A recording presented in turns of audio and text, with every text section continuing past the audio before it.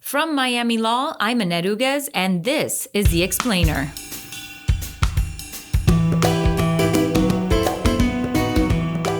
The fire department, for instance, to buy fire trucks and fire hoses on the used market to save a few pennies because the fire chief has a profit motive. No, you want them to have the best trucks, the cleanest trucks, the trucks that run, and the hoses that work. Because if they don't do that right, if they're shaving costs there, that gear might break down while your house is burning down, right? So you don't want that. You want them to have the best equipment. So fire stations and fire departments don't work well on a profit motive. Prisons are the same way. Welcome back to Season 6 of the Miami Law Explainer, the legal affairs podcast where Miami law experts lend context and historical relevance to today's headlines. In the opening days of the new administration, President Biden took his first big swing at criminal justice reform with an executive order aimed at ending private prison contracts.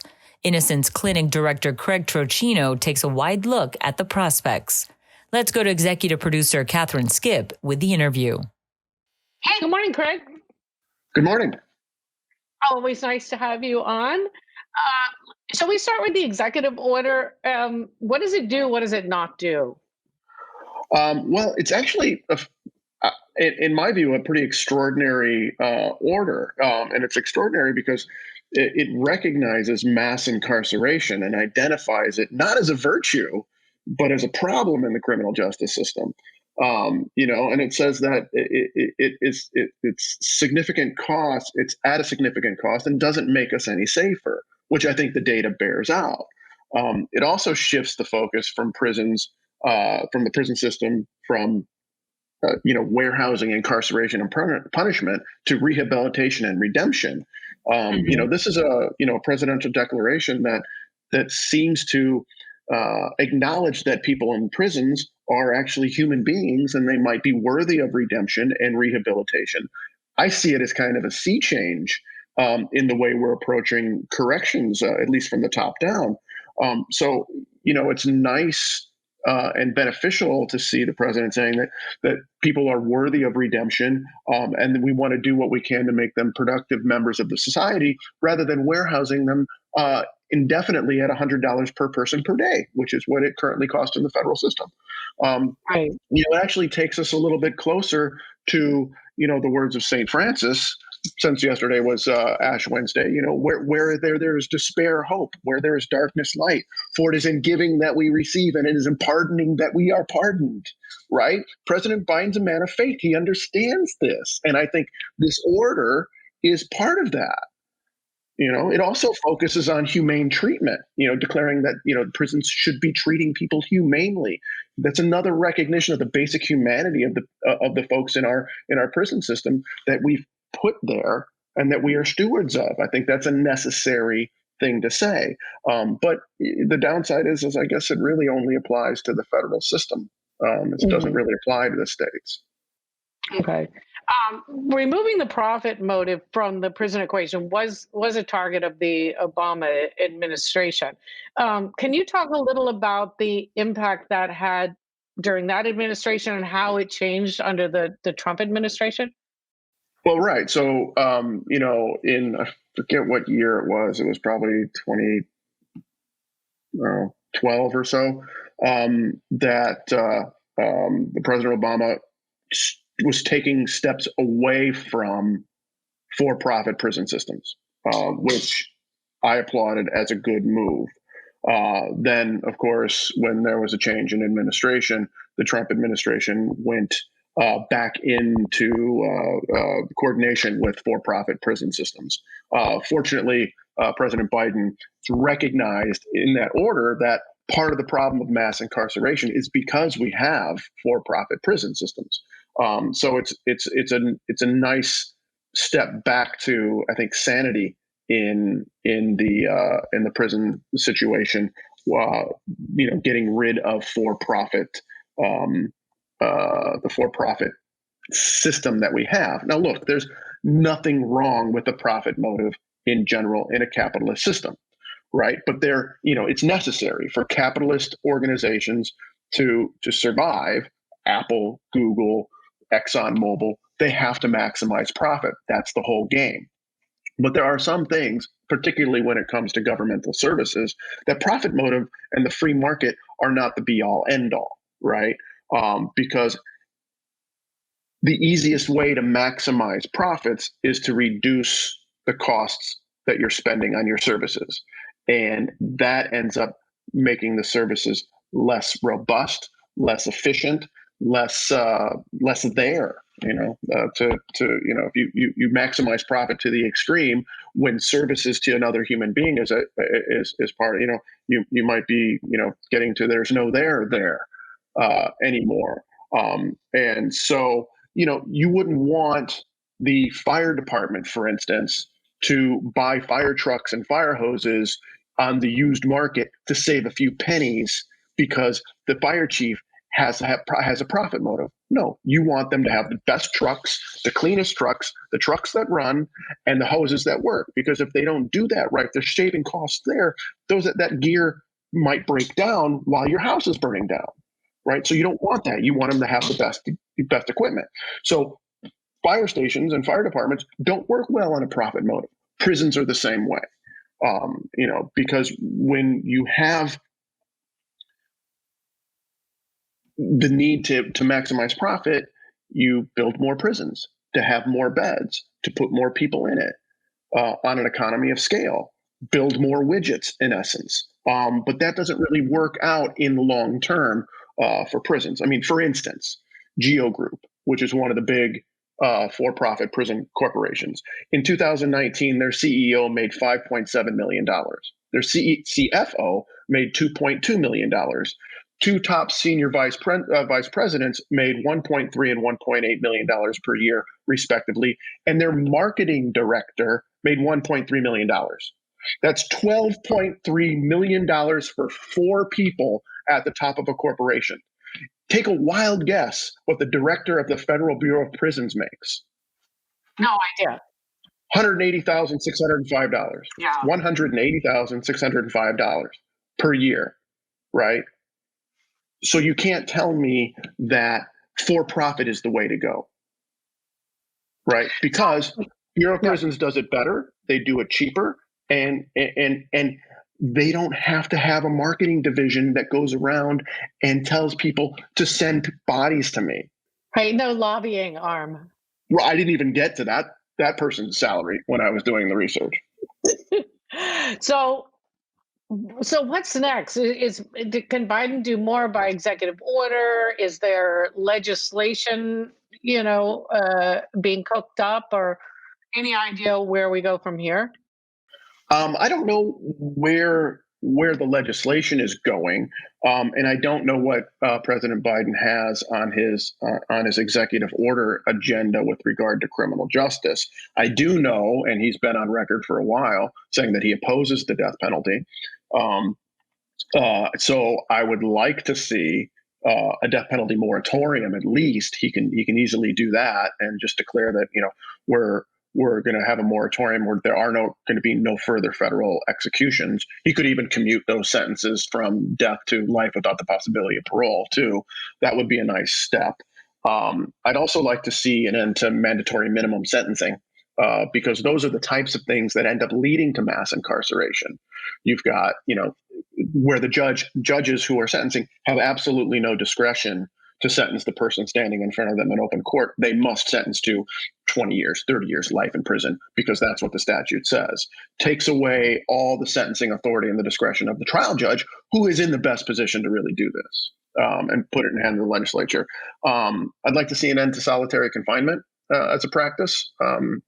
Amnesty International refers to it as a mechanism of torture. I believe it's inhumane, but we still use it. And while I'm creating my wish list for Santa Claus on this, I would like to see the Anti-Terrorism and Effective Death Penalty Act of 1996 radically amended and altered to give more authority to federal courts to address the constitutional abuses of state court judges in trials. You mentioned that none of the federal actions actually slop into state prison systems. So how much is state versus federal part of this equation of death penalty, profit prisons, etc.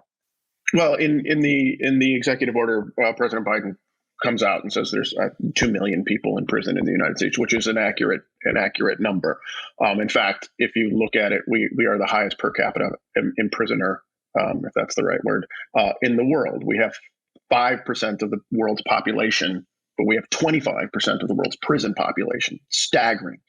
The vast majority of that 2 million is in the state system. Right. So the federal system, it's big, but it's not 50 states big.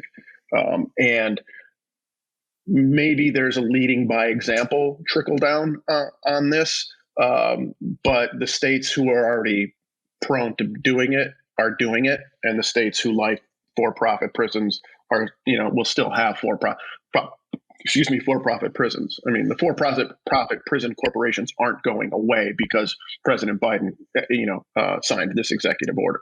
They're just not going to make as much money off the federal government. They'll still make, the CEO will still make $5+ million next year from state Right. coffers. Right. Let's widen out a little bit to some other areas. So, what are kind of the other trends you're seeing in justice reform, and what's driving those changes? Well, there's many states have bills on their, going through their respective legislative committees and so forth on criminal justice reform. There's several bills here in Florida proposing to do away with mandatory minimum sentencing. That's one thing you see around in a lot of different states. One of the encouraging things that I've seen, a trend that I've seen over this last election, is the I don't want to call it a wave because it wasn't that huge, but the trend that there are progressive prosecutors and district attorneys getting elected around the country in places like Los Angeles, New Orleans, Austin, Texas. Progressive. I mean progressive in the way that they're approaching their prosecution function in a different way, from a more holistic way of how do I better the community as opposed to rack up conviction upon convictions. The paradigm for years is I'm a great prosecutor because my conviction rate is 96%. This group of individuals, I think their point of view is I'm a great prosecutor because look at how good my community's doing. My community is safe and prospering and thriving, and people are getting educated, and they're staying out of jail instead of putting them in jail. And I think that's a little bit of a sea change and a paradigm shift in the way the prosecution function works. That being said, there is pushback to that. For instance, Mr. Gascon, who was elected to elected DA in Los Angeles, came out of the gate with a lot of great ideas on, ending mandatory minimum sentences, reviewing long-term sentences, and not going and deciding that he wasn't going to pursue what's called sentencing enhancements. These tiny little these other factors that take what I would say a normal 10-year sentence and enhance it to a 20-year sentence or further, like 3 strikes and you're out laws. Those are sentencing enhancement laws. And he said he wasn't going to do. He was ordering his prosecutors not to do that. Well, a couple of prosecutors, along with the district attorneys union, sued him to stop him from doing that. And his motion to dismiss that suit was denied, so it's going forward in LA County. So his own deputy assistant, his deputy DAs sued him to block, this what I thought was a rather progressive and bold position to take on him. So even sometimes swimming upstream is fraught with perils. Right. Well, I don't want to let you go without asking you about the final days of the last administration. So many describe you're gonna have to be more specific than that.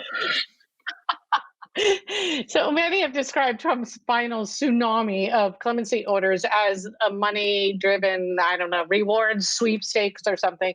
But many on the list were actually nonviolent offenders whose pardons had long been percolating through the system.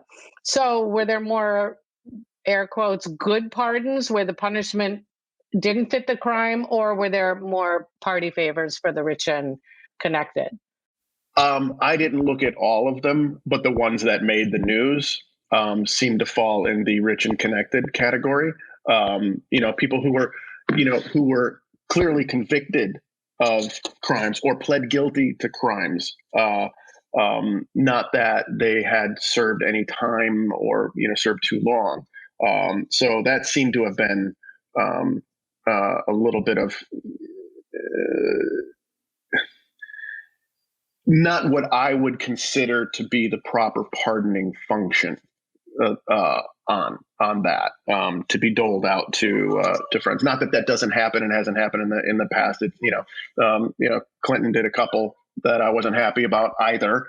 But this seemed to be a pattern in practice. But what struck me most about that time period and the 6 months leading up to it was the rush to carry out 13 executions, all while that was going on.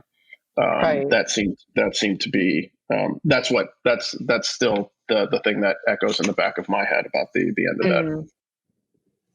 Yeah, death machine. Well, cool. Ooh, I'm glad I like that. we got together. Another dog-friendly podcast. I appreciate your time. Thank you. Always happy to be here. Thanks, Craig. All right. Bye-bye.